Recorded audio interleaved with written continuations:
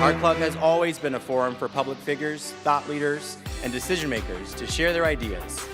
Here, we offer access to dynamic political, business, and public personalities. We are dedicated to encouraging debate on the issues that matter to this city, this province, and this country. The Canadian Club is one of the most important podiums anywhere in the world that a Canadian can speak to, tell Canadians what it is that they think, develop those thoughts. And so I want to thank you for that very, very much. Please join me in thanking our esteemed panelists today. Through our programs and events, including our youth and young leaders programs, our diversity partnerships, our joint events, and our media and social media opportunities, we offer you access to dynamic political, social, and business figures from abroad and right here at home. The platform from which the eloquence of Canada has flowed all of that time, whether it be business, education, politics, sports, arts, and culture. If someone wants to say something to Canadians about this country and about the future of this country, this is the venue you choose. Good afternoon, everyone. My name is Tracy Pearson. I'm a director with the Canadian Club. I'd like to begin by acknowledging the Indigenous peoples of all the lands that we are on today. While we meet today on a virtual platform, I'd like to take a moment to acknowledge the importance of the land which we each call home. We do this to reaffirm our commitment and responsibility in improving relationships between nations and to improving our own understanding of local Indigenous peoples and their cultures. We are grateful for this opportunity to be able to come together to learn on this land. Well, we're just days away from the start of the Winter Olympics in Beijing, and we're thrilled to be hosting such a timely discussion on mental health and well-being in sport and business. We're joined by a panel of senior business leaders and Olympic athletes to hear their insights from a personal and a systemic perspective. Before we hear from the panel, I want to review a few housekeeping instructions. Please take note of the following. The click here to switch stream button helps if you find that your internet is slow. The video quality may decrease, but the audio quality should remain strong. Once you click the questions tab, you can enter your questions in the window. That's obviously how to direct questions to our moderator to whom they will be sent. The request help button located in the bottom right corner of the page is for technical support. I want to take a moment to thank our event sponsors for helping to make this possible: Cadillac Fairview, Deloitte, and LifeWorks. Thanks to the generous support of our sponsors, today's event is free of charge. The Canadian Club is a nonprofit, and we've been gathering people together for 125 years. It's because of our sponsors, our partners, and our members that we're able to do so. So we thank you very much for your continued support. Now let me introduce today's speakers. We have Ashley Lawrence, who is a Paris Saint-Germain athlete and Olympic gold medalist. We have Stephen Liptrap, who is the president and CEO of LifeWorks. Calvin McDonald, the CEO of Lululemon, and Dr. Hayley Wickenheiser, who is the Senior Director of Player Development for the Maple Leafs and an Olympic gold medalist. Today's discussion will be moderated by Kathy Woods, partner and National Lead Workforce Transformation at Deloitte. Another tradition that our club maintains is the toast we make to our country, which is a little bit odd virtually, but nevertheless we'll carry on. So if you have a beverage close by, please raise it and join me in a toast to Canada. And now I am delighted to turn the event over to Kathy, who will begin our panel. Kathy, over to you. Thank you, Tracy. And I will say good morning from beautiful British Columbia. Good afternoon to those of you further east than I am. It really is fabulous to be here. I think this panel is incredible. Feeling a little star-studded with all of you around me. So thank you so much for joining us. This topic of mental health is one that is really, really current right now. I think the pandemic has made it incredibly top of mind for us. We've seen situations with Simone Biles in the Olympics in the summer. In tennis, we've seen these issues pop up from in professional sports, amateur sports, and at that world athlete level. We obviously, I think Calvin and Stephen and I would attest to the fact that we're seeing these issues in the business world at all levels, from leaders right to through the organization to frontline employees. And I know even from our conversations as we kick this off, we're all experiencing it in different ways personally. So nothing more topical, I think, than this. In the introductory video, the Canadian Club talked about discussing issues that matter, and this is clearly an issue that matters. So I know you're all here to hear the panelists. Let's get things going. As I mentioned, this is pretty personal to many of us, and we were sharing some of those stories. So I'd kind of like to start a little bit from that perspective and go to Hayley and Ashley. When the Canadian Club invited you to participate in this panel, I heard that you both jumped at the opportunity, and maybe you can talk a little bit about what made you do that. Why did you accept so enthusiastically? What attracts you to this topic? And Hayley, I see you're off mute on my screen, so maybe I'll toss it to you. Sure. Thanks, Kathy. Hi, everybody, wherever you are today in the world. I suppose I see this through a couple of different lenses now. First, as a mom of a 21-year-old son who's in his third year of university and has had a struggle with the virtual online shift back and forth, and just the challenges that the pandemic has given him and I guess kids like him. Secondly, through the lens of medicine, finishing my residency and in family medicine right now, I would say about 80% of the patients that I see have a mental health component related to them at the moment. And lastly, as an athlete, I think athletes are the most resilient population in the world, and just what the current athletes group that's going to Beijing have had to endure and go through and be able to pivot and adapt. I think there's a lot that we can learn from athletes and in sport to equip not only in business but our kids as well to have those skills that we can thrive and adapt when challenges present themselves. So I think for all of the above are the reasons that this topic is always interesting to me, and it's never far from my day-to-day life.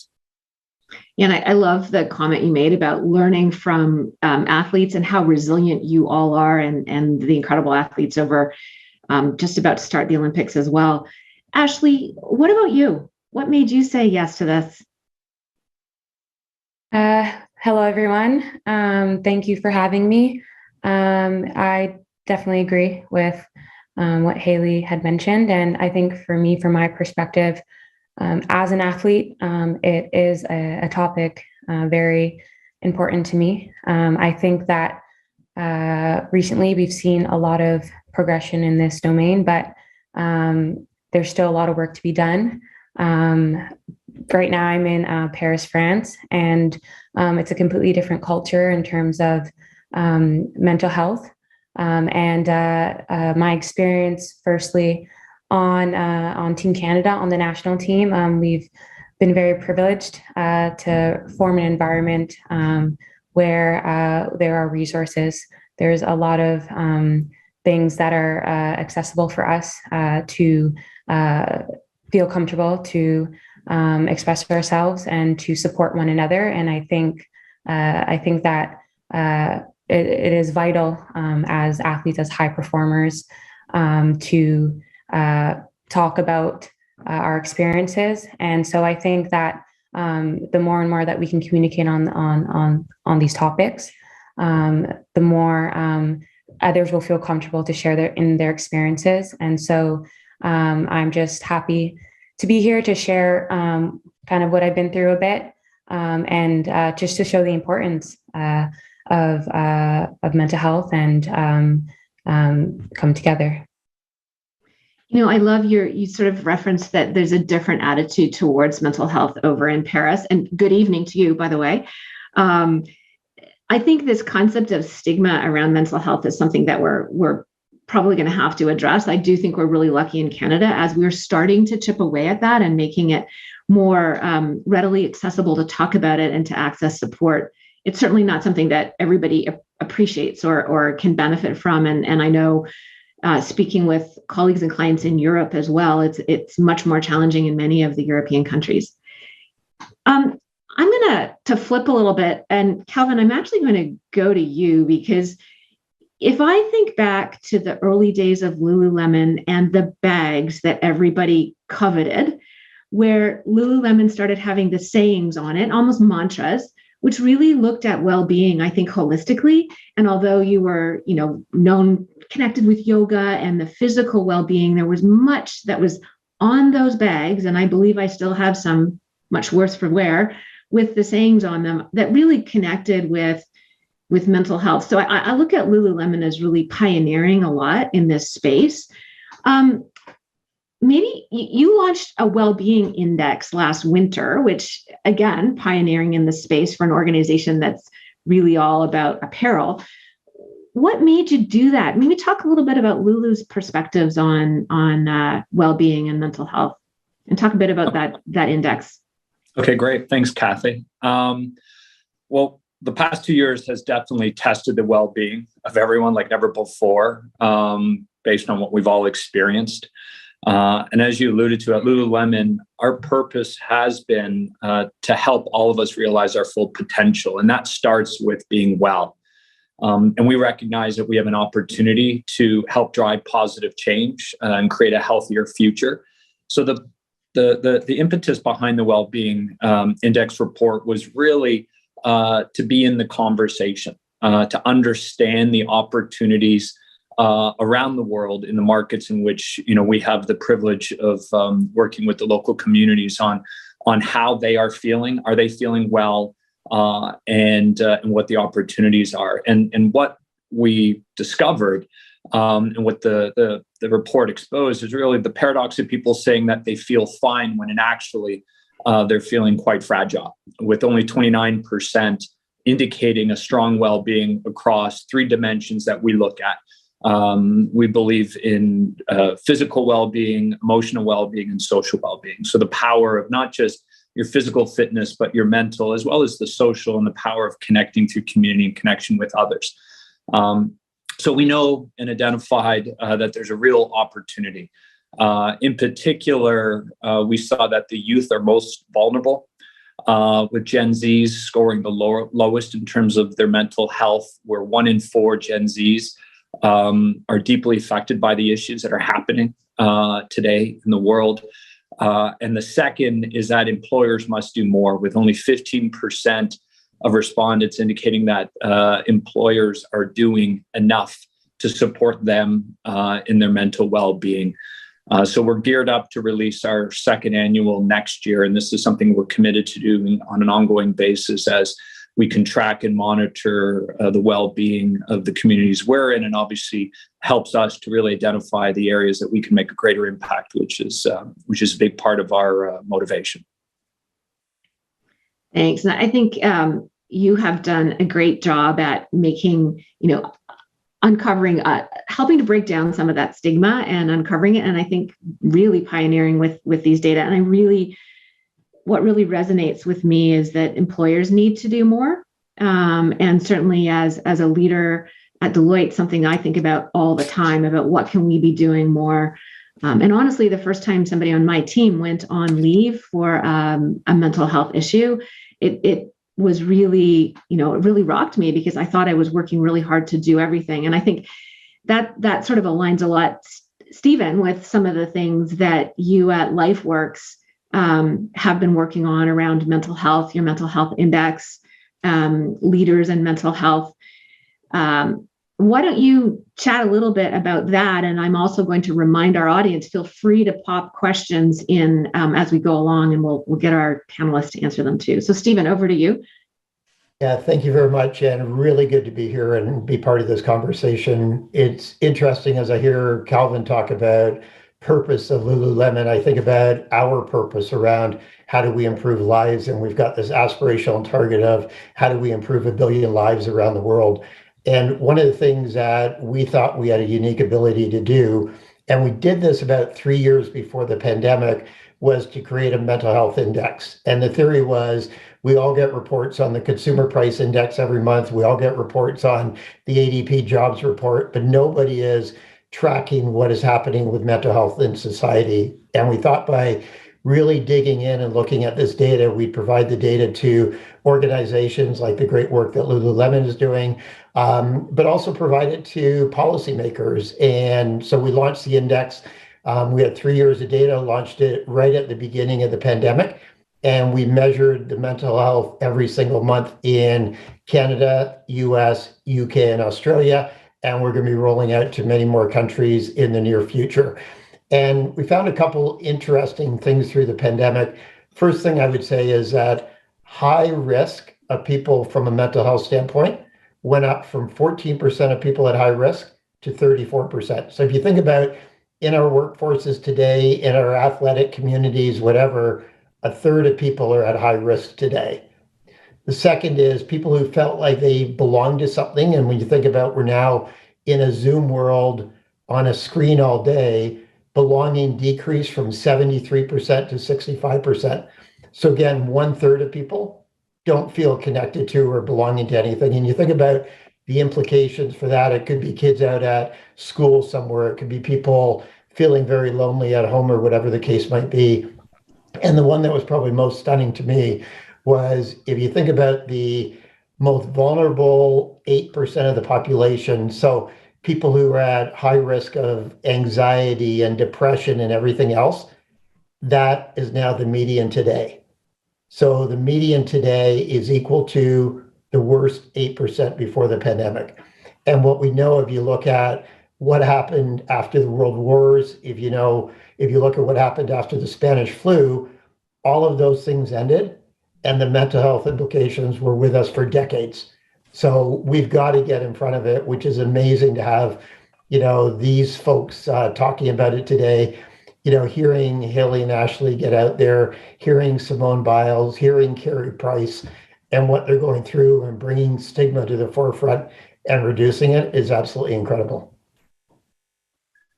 I couldn't agree more. And I'm seeing a few questions coming up in the chat that are really interesting, which we'll get to in a moment.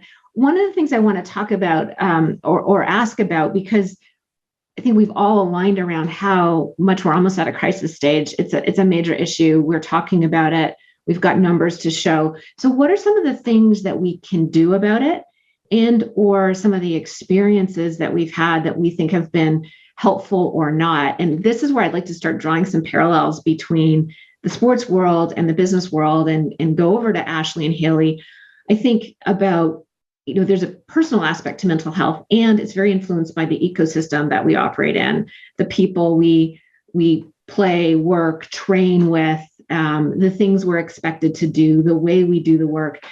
I'd like to hear from your perspective a little bit about the impact of your coaching team, your team around you as athletes on mental health and what you've observed from your experience and things that would be real lessons learned that we could take forward.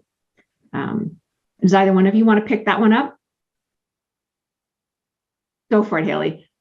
Sure, I can go first, I guess. Well, I think I'll speak to it from my role with the Toronto Maple Leafs. So the demographic that I spend most of my time with is roughly between the ages of 18 and 27 years old. And I think the Leafs are the first NHL franchise to hire a full-time psychiatrist that works with the staff, with the players day in and day out. And, what I've noticed in this experience, so hockey is probably the last bastion of pro sport that is resistant to adjust to this topic, that is, suck it up and deal with it, which is the hockey culture in general has really been quite terrible at that. And I experienced that myself, not because anybody told me to do that, but because through my career, it was felt that if you ever struggled and you said something, you might lose your job, your role. There's a lot of fear associated with that, no different than in business. But what I'm noticing now in sort of this new generation is the willingness to put these resources out there and to normalize it allows players and athletes, and these are young men mostly, to feel comfortable to say, hey, can I chat with ABC? And I need some help here. And I've seen it countless times actually through this year where that resource has been tapped into, and it's become quite a normalized thing. Whereas, 5-10 years ago, that was something that would never have existed. So it's really come a long way. So I think normalizing the resources that are out there, as it's been talked about, decreasing the stigma around it, and then just continuing to open the dialogue and have the two-way communication, reassuring people that their jobs and their livelihood is not at stake just because they might suffer an injury that we can't see. Yeah. It's interesting that connects with a question that came up. And I mean, I love to hear that the Leafs are so ahead of the game, so to speak, pun intended, with hiring the psychiatrists and so on. One of the questions that came up was that with Gen Z scoring lowest on the well-being index, do we think this may also be indicative that they're more comfortable disclosing issues related to well-being and related to mental health? And are we moving the dial in the right way? And Hayley, you just talked about really creating an environment where people are bringing it forward. And I think this would be the generation we're talking about. Any thoughts on that question? And then Ashley, I'll come to you for your experiences. Yeah, I would say quickly that I think players of this generation are far more open to dialogue. They want to be heard. They want their viewpoint listened to. They want to have a collaborative approach, not a top-down dictated approach. That's what I see in the young athletes of today, both male and female. They're far more likely to initiate conversation and initiate action. But on the flip side, I also think that, especially coming out of this pandemic, we are in a pandemic of another kind, which is an opioid and a mental health crisis. Right, exactly. Ashley, you want to talk about some of your experiences? Yeah, definitely. I think to piggyback off of just what Hayley was mentioning, the importance of having resources. As I mentioned earlier with Team Canada, we do have a full-time psychologist. And so it makes a world of a difference for me and for other players. I think that continuing to have the dialogue open, we've seen athletes from Tokyo, Simone Biles speaking out, and more athletes just showing what they're going through. And I think a lot of that is tied to pressure that is put on them, which is linked to performances and results. And I think it's important to see athletes not only for who they are as an athlete, but who they are as a person. And for us, it's really easy to kind of get wrapped up into this routine of preparation, playing a game or playing in a competition. And then it's just like preparation. That's pretty much our main focus. And it is important to have strong leaderships, and that comes down to coaching staffs. And it's really up to them to kind of set the standard, but set really the values of their team, of that group. And so I think that, again, more and more athletes are speaking out, and that really is allowing other athletes to feel more comfortable, to have that freedom to then share their experiences. And it just allows the situation to not kind of be as taboo. And so, yeah, I think the more and more that we can continue to kind of explore those methods, the better it will be. And again, being in France, it is fairly different. We actually don't have a psychologist with us. And I know that there are a lot of athletes, there's impacts on their performances.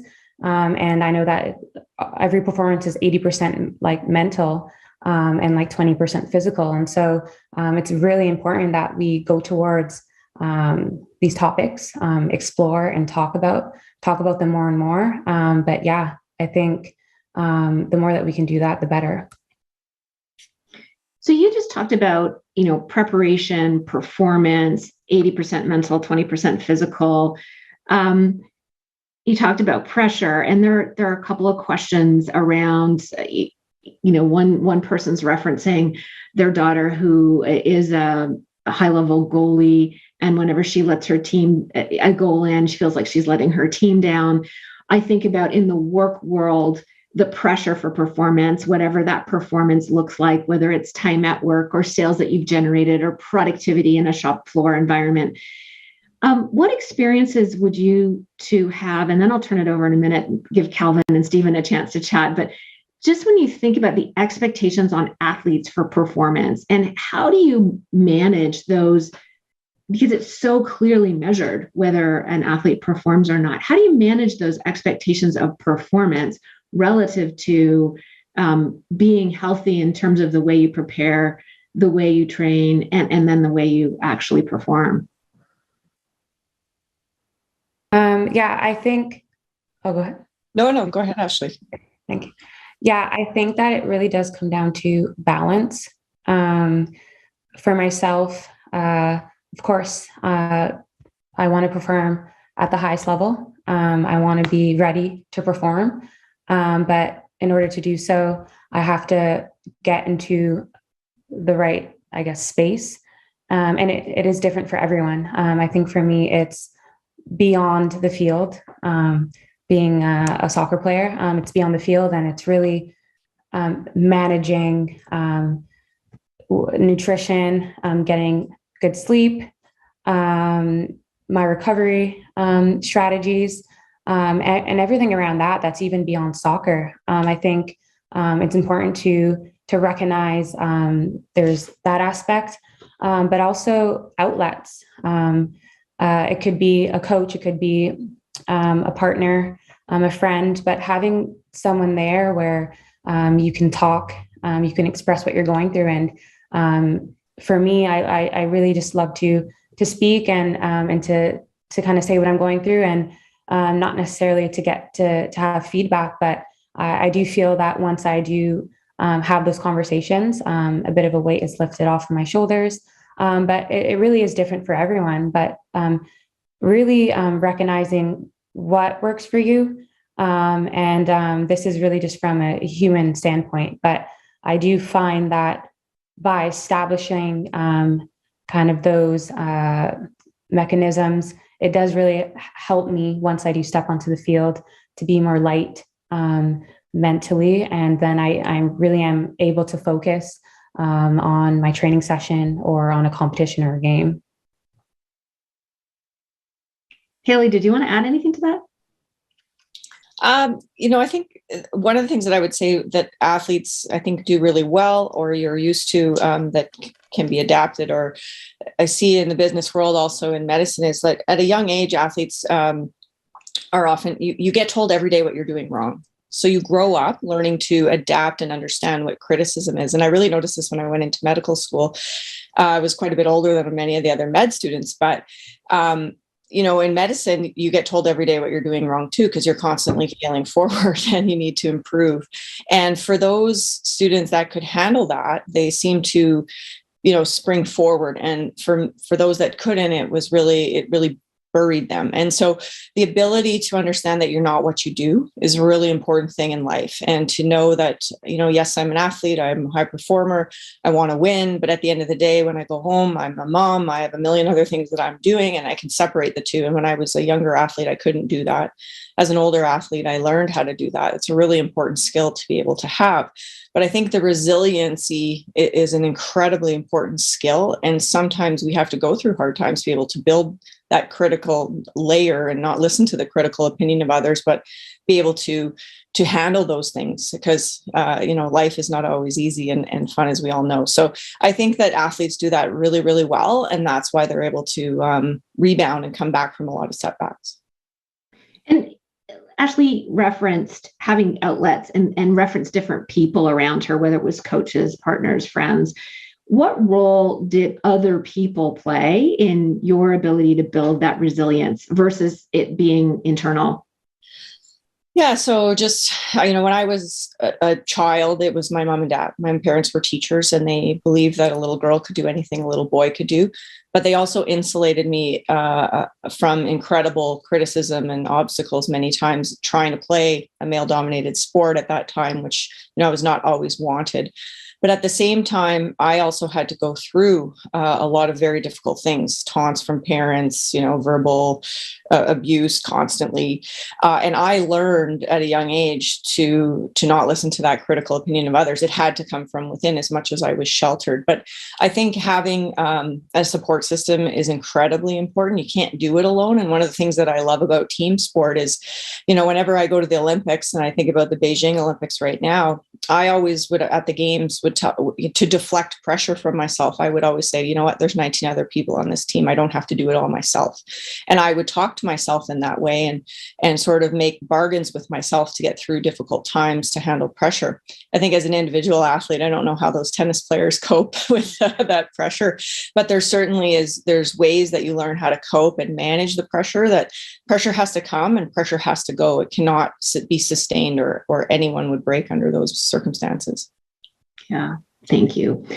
All right, gentlemen, let's flip it over to you. And I'd like to hear some parallels between what Hayley and Ashley have said relative to the sports world and being a high performance athlete. We've also got some questions. If only 15% of employees feel their company is doing enough and the issue of mental health is so prevalent, what's going to make companies do more? Does it have to be tied to the bottom line? How does Lulu look at this internally? What evidence is there to show employers that this is an important thing to do? Referencing, the Leafs as a great example.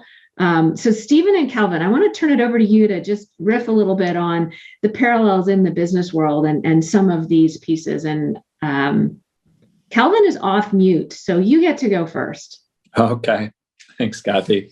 Well, one, I think the parallels of just hearing both Hayley and Ashley and what I've always felt between business and sport is so profound.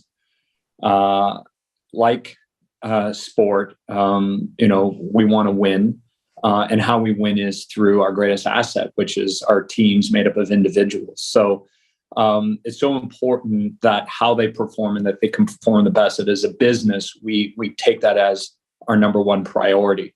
And it really does start with culture. At Lululemon, we have a culture very much rooted in connection and believing that to invest in the whole person. So as leaders and managers, it's important to take time to develop real connections with your team, to always be aware and understand how somebody is doing. Our sort of mantra is winning matters, but how we win matters more. And we want to win through others. And that means really connecting with them at the human level, understanding what could be preventing them from performing their best. So to me, one of the greatest comparisons and what I've seen through multiple different business cultures I've grown up is a lot of times leaders are promoted because of results, not necessarily how they get those results. And we really want to be a place where people come to grow and develop as leaders. So we put a ton of emphasis on committing to leadership development as well as how the results are achieved, and trying to achieve individuals to adopt a philosophy that at the end of it is really connecting with the individuals and the team members to understand what they need to be more successful. And then as a business, making sure that we have set up the support mechanisms to both reward that as well as make it available to them. So over the past year, investing in industry-leading mental well-being training and other benefits to our employees globally, and just doing more of that. But it's really putting leadership as the critical development factor inside the organization, and developing leaders through a philosophy of winning through others and putting that individual first and understanding the whole person. And it starts, as simple as it sounds, with connecting with them at their level and understanding what they need to be successful. Love it. Stephen. Yeah, let me start maybe building off Calvin's last point around leaders. And I think there's a direct parallel with the athletic world around coaches. I mean, I think about when you get on an airplane and the first thing you hear about when the oxygen masks come down, put it onto yourself first of all. And I think, we've got to make sure that we're giving leaders out there the tools and the support and the resources to help themselves first of all, and help all the employees. We know that 55% of leaders would say that they believe their career would be hurt if they talked about their mental health issues. So we've got to continue to eliminate that stigma. We've got to put in place tools, because we know that's a front line of listening to people in addition to peers as you get forward. We also know from our research that organizations that have any programs in place, so you don't need to go, to the gold standard that maybe Lululemon has, you can work your way there. But if you can just put something in place and provide some support that employees have somewhere to reach out to on a confidential basis in a way to do it, we know that through the pandemic, any employees who would say that their employer has any help and support at all are substantially better than those that aren't. And the other thing I would say is, I think this is in an odd way going to take care of itself. And I think organizations are going to get on the same page as what Calvin just talked about, because we're into a war for talent. We know that in Canada alone, there's 1,100 people turning 65 every day. That's north of 12,000 down in the US. We know that people are retiring. We know that through the pandemic, people have chosen to do different things with their lives. And we are going to end up at a shortage of workers. And we are just going to need to make sure that we're supporting them. And it's way cheaper to provide the support to keep those people and make sure they're productive every single day than to have to go out and look for new people. And frankly, that's just way better for society. And if we're going to be leaders in Canada in terms of making a difference in the world and punching above our weight in the same way that our athletes have done, we just got to make sure that we take care of everyone in society. The one other thing I would say, building off of one of Hayley's points from before, when you look at Gen Z, we know that they're 25% more likely to ask for help than any other generation. And frankly, I think it's probably because they're used to putting their feelings out there on Facebook. And then the other thing, we also know that when they get help and when they reach support mechanisms, they're 50% more likely to listen than what other generations were. So we've got a wonderful foundation. We just got to eliminate stigma. We got to make sure there's support out there, and we've got to make sure people know that it's there. Thanks, Stephen. There's actually, I'm going to pick up on this, a question that came in for you, and maybe you've shared some of this, but let's put it out there anyway. Thanks for sharing the sobering statistics. In dealing with challenges for mental health, what are the qualities or characteristics that we have to change either in ourselves or in our work? And I love this. I think, how we work, what we do in work, we really have to stop and think about some of the ways we work and what that's doing to us. What are those qualities or characteristics that will help us address the mental health challenges for the third of the population you referenced? Yeah, so I would start with, I think number one is we do have to take care of ourselves first. And I do think mental health doesn't stand on its own. It's about total well-being. Calvin referenced this, but it's about, making sure you're connected socially. We know people are better off when they have friends, they have support mechanisms around them. It's making sure that you look after yourself physically. So don't sit in front of Zoom 12 hours a day, get out, go for walks, have walking meetings. There's direct element between physical fitness and mental health and how those things come together. And there's also one around financial health, and make sure you're thinking about not causing extra stresses by not having budgets, by getting into debt, everything like that. So I think there's a ton that we can do in that frame just to support our health ourselves as we get into it. And then when you think about being there for others, I think, when you connect with other people, really listen. Don't just listen for the how's your day? Good. Okay, move on. But ask that next level question, right? And figure out how people are truly doing and really caring. And, I know athletes do a pretty good job of it. And I think maybe we can do a better job in some of the other worlds out there as well. I just think we've got a real opportunity to make a difference, make sure no one's left behind in society. And it really is about being out there. It's about listening. It's about understanding. And frankly, I think from a business standpoint, this is my CEO hat. It's fantastic for business. If you're able to keep people at work, have them productive, and have them passionate about what they do and the purpose of what they do every day, life becomes really, really easy. No one joins a workforce to drive more revenue or anything like that. They do it because they believe in it and they want to make a difference in the world. And if you can rally around your purpose, and it's great that Calvin started that way, if you can rally around your purpose, your people will as well. Can you talk, the sense of purpose has come up a couple of times, and you've talked about it at the corporate level. I'd love to hear, really from any of you, but Hayley and Ashley, maybe too, from the perspective of it in sport.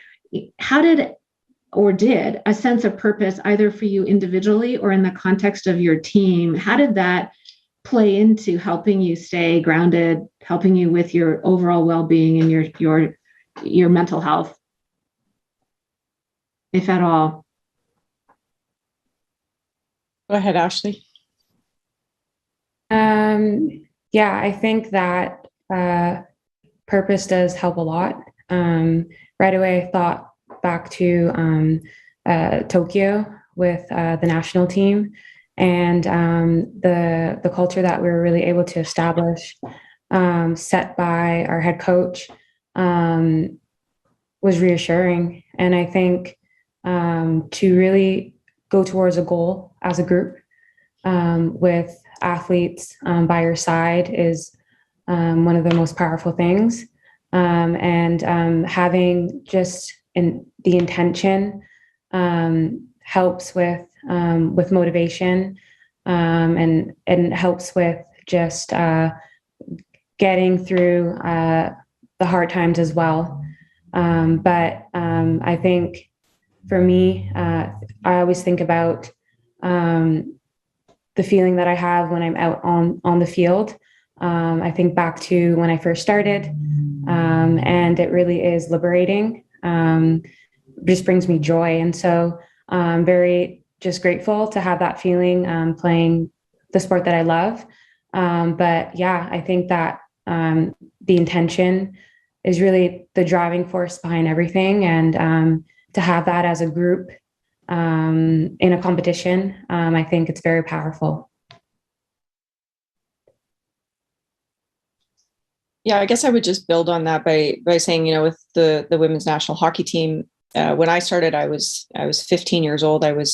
My first roommate was I was a 15-year-old grade 10 math student. My first roommate was a 35-year-old grade 10 math teacher, Margot Page. So the diversity in the population, and French and English, all walks of life, different upbringings, different lifestyles, no different than the business world. So when you throw all these people together, the only way that you really can get on common ground sometimes is when you have a common goal. And for us, it's obviously very easy. We need to go and win a gold medal at the Olympics. There's no other option there, and there's no other goal. But by having that purpose and constantly redirecting towards that purpose helps a lot. I think the other thing that's really important too is to celebrate the little successes along the way. I feel like in life in general, we don't really do that enough when we work in teams. We celebrate when we hit the sales target, or we win the gold medal and the big goal, but there's so many little things along the way to bring joy every single day that you have to have fun. And I think a little bit that's been lost in this pandemic is just bringing people back to that connection to have fun and have enjoyment and get back together as a group. And that's one of the best ways for all the team building that you can do. Some of the best team building that I've ever been a part of is just taking the coach's credit card and going out and having a great night with your team and seeing what happens the next day. So, just having fun is a real big part of purpose and collective mental health. I'm glad our producer put the big screen on so you could see everybody's faces. I mean, when you were talking, Hayley, for the audience, there were so many. Calvin was nodding, Stephen was smiling, Ashley was sort of leaning in, like these points are really resonating about the celebrations, the fun, all of that stuff. And so I think, really these standard things are pretty important for us to not lose sight of. The one last thing we probably have time for, I think I want to go into, there's a question, and I've been thinking about this a lot myself, that relates to the pressure of success and, the importance of winning. And I think about, I spoke to a world-class athlete who talked once about how the way, they were very driven by winning, and the way they originally trained was, 13 hours a day, go, go, go to make that happen. They ultimately changed the way they work and the way they trained and cut back to, it was something like 5 or 6 hours a day, just radically different, and suddenly started performing better. But a lot of that, I need to train more, do more, was driven by this need for success. I think about it in the business world where, everything's a great idea and we try to do it all. We want to, in my environment, we want to serve our clients. I'm sure Calvin, everybody's got a new idea for a great product that they want to put out and get it out faster and make it happen sooner. And how do we balance this pressure for performance and growth? How do we say no? What are some of those trade-offs that we make? And what have you seen in your environments that have worked well that way? Or do you just keep pushing? How do we sustain this pressure for gold medal performance? I'm going to go with a brief moment of silence to see if anybody wants to dive into that one. Kathy, I'm happy to jump in just quickly. I mean, we've got a motto that we try and drive by, which is fewer, bigger, better. And it's just a belief that if you're trying to do everything, you won't do a great job at them. And if you can really focus on what are the 1 or 2 most important things, that gives everybody permission to kind of say no to other things that might be getting in the way. And you might come to them after that next thing or something. But I do think having focus makes it easier on people, both from a mental health standpoint, from a balance standpoint. And I think people can get aligned and get excited behind something as well. I love that concept of focus. If you do a little Google search on the word priority, what you find out is that by definition, when people started using the word priority, it was singular. There was no plural of the word priority. It went back to Latin and it had to do with the first thing, the prior thing, as if I understand correctly. And I find it ironic that now we will go into organizations who have a list of 20 priorities, even 10 priorities, right? So Calvin, maybe you can talk in your world about how you make some of these difficult choices. How has Lulu, or has it, had to say no to something, and what's the implication of that? Yeah, I feel like I have the eyes of the entire organization, especially my management team right now, because it is one of the greatest challenges we have, and it's for all the reasons you said. We have an ambitious, goal and vision of what we want to create. There's exciting momentum behind the business. There's such potential we can do in so many areas, and to rationalize and try to identify the key areas, I think, is really rooted in identifying those that I have sort of 3 basic questions, which is one is size of prize, right to win, and difficulty of dive. And it's just one of many filters I'm sure people use to determine, should we be going after it? What is the opportunity and potential? How does it fit with the vision and the purpose of the organization? And then you do, as leaders, try to rationalize and edit that list and sequentially build. I would not pretend to have the answers on that one, because I think it's an ongoing friction within our business with high growth, big ambition across everybody wanting to do more. Where do you choose not to do and draw that line? But I do think it is a healthy friction that organizations have to find. You have to push yourself and push the teams and push the enterprise. And at the same point, you need to know when it's too much. And I just think that's part of leadership and assessing and evaluating both the risk and the opportunity in the market, as well as how much the organization is taking on, the ability to execute. Are you getting sloppy in that execution? Are you doing it well? The energy level of the teams. So I don't think there's a simple answer like there usually isn't in dealing with a lot of these fluid scenarios. But I think as leaders, it's incumbent upon us to really find that balance of creating and making sure that you're managing the energy level and the execution, the effectiveness across the organization. Good answer on that, Calvin. I think the organization will be pleased. What I like it was that you had some idea. You basically outlined some criteria, some things to help you focus and to help you say yes or no and to help you guide where you're going. It's interesting because I've actually tried lately, and I'm the classic A type, I confess, but I've tried more recently saying no to things when somebody says, I need this, I need it now, and actually saying, I'd be happy to do this. It's something that I think is really important, and no, we can't do it now. And so if that means that we can't do it at all, then I'm willing to do that. And it's really amazing the response we've gotten, which in many cases has been fine. We'll wait. Let's just do it when we're able to do it. And so having that psychological safety to just be able to say no within the construct of those criteria that you set out, or the one or two things that are important.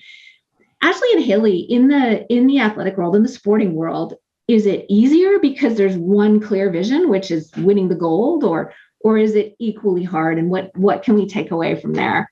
I mean, Hayley, we know in your life today, you have multiple things on the go. So maybe there's some things you can compare there as well. Yeah, I think it's easier in the sense of when you have a team and you're striving towards one thing, it's often a short-term situation. So for the women's national hockey team, every 4 years we centralize for 11 months in Calgary, which means you leave your life for a better part of 11 months and you train like a professional NHL team to head to the Olympic Games to try to win. In the non-Olympic years, you're getting pulled together and pulled apart for different events. I think it's similar in soccer as well. But so it is easier in some ways, but it's also a challenge because every individual has their own priorities. Everybody wants to play well. Everybody wants ice time. Everybody wants, has different goals about what they want to achieve. But I do think that at the end of the day, we've always done a really good job, which is rooted in why we've had success through the years in, at the end of the day, everybody leaves their egos and their competing interests behind, and you pull together for the common goal, which is to try to win for the country. And I think when you're able to do that, when you're able to galvanize people, then you do have your best chance of success. And I've always found that the best way to do that is to be really upfront and authentic in the dialogue and in the approach with people. Like I don't love conflict as a leader. Is not something that I'm naturally good at, nor do I like. But there have been a number of times through the years where I've had to, pull a teammate aside and say, "Hey, look, like we really need you. I don't know what's going on, but if we're going to win, you're a huge part of this." And often you get to the root of things. And I think having that dialogue, and we called it coffee table conversation or dining room table talk, where you could just be open and honest with each other, is a way to really develop that authentic leadership and the care ability that people have to want to do well for each other in an organization. Love it. That concept of dialogue seems to be another thread that's coming through this conversation. Ashley, anything you want to add on that, or shall I go on to my final question? Yeah, I just wanted to add one thing because it's true there are a lot of similar parallels with the women's hockey team and women's soccer, but also when we're not preparing for an Olympic Games or a World Cup, a major competition, a lot of us are in our respective environments, in our professional environments, and I think for myself. Earlier on in my career, there was a lot of opportunities beyond the field, speaking engagements, or just things of that nature. And I would always say yes, even if I was tired.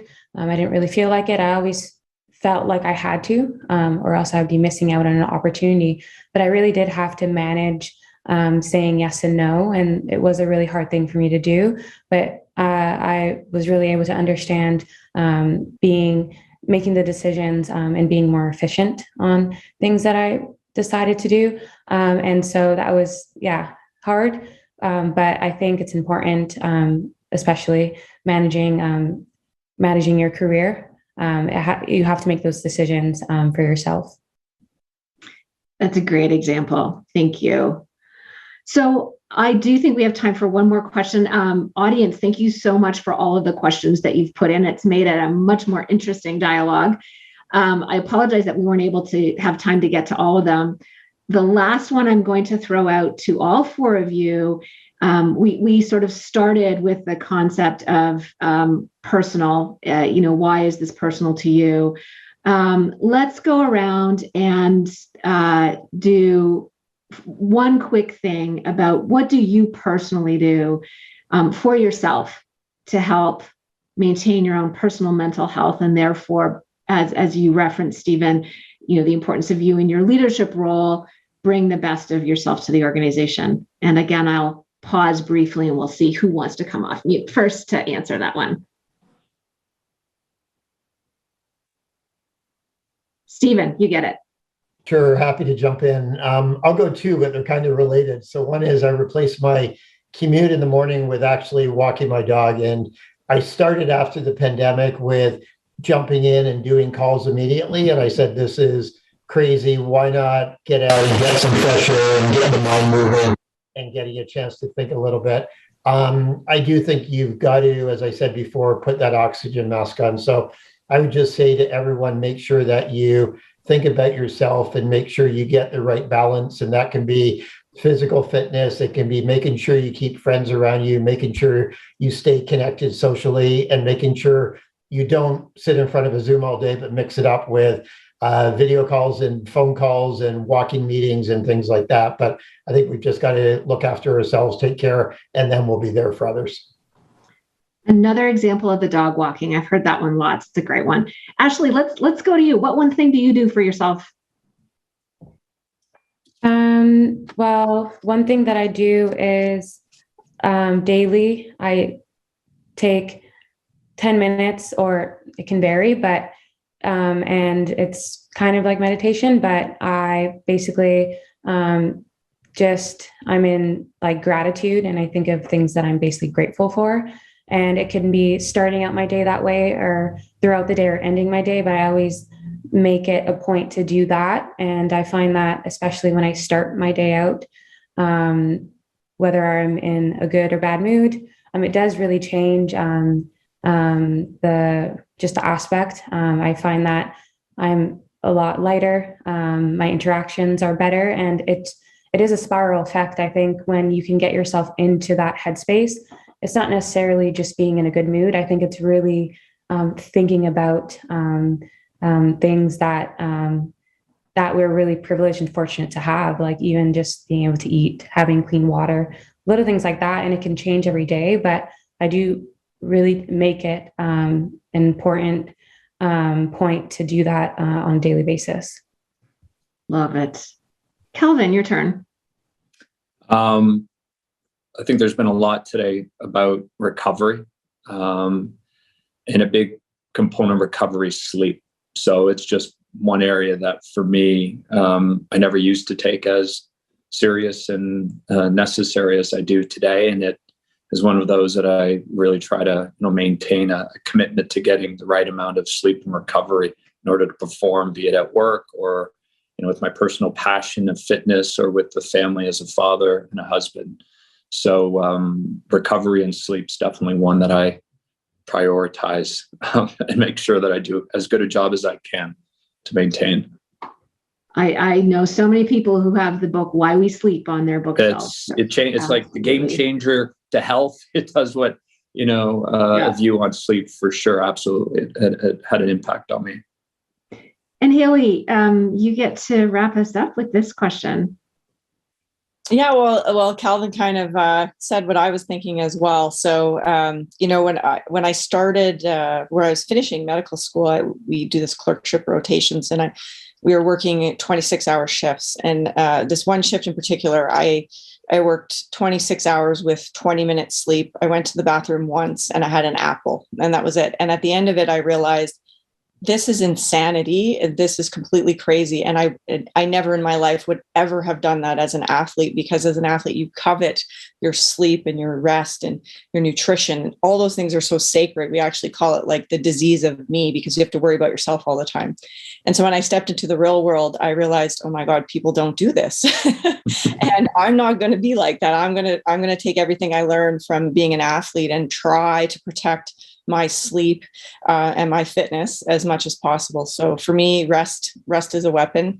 I try to get as much sleep as I can, even if I have to work. I try to make up for it the night that I don't. And I do try to train 6 days a week, even if I have to do stairs in the middle of the night in the hospital. It's that important to me because that's what keeps my mind going as well. So these things are really crucial. And I'm grateful that as an athlete, I learned what that was like. And I'll take that with me through the rest of my life. Otherwise, I'd probably be a puddle. So sleep and fitness.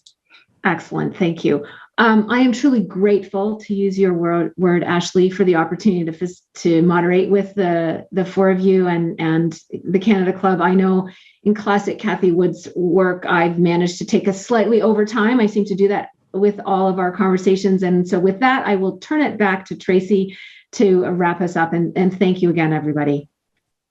Thank you, Kathy. We're delighted to have you take us over time with that kind of conversation. To Ashley, Stephen, Calvin, and Hayley, thank you for taking the time. Thank you for your leadership in this space.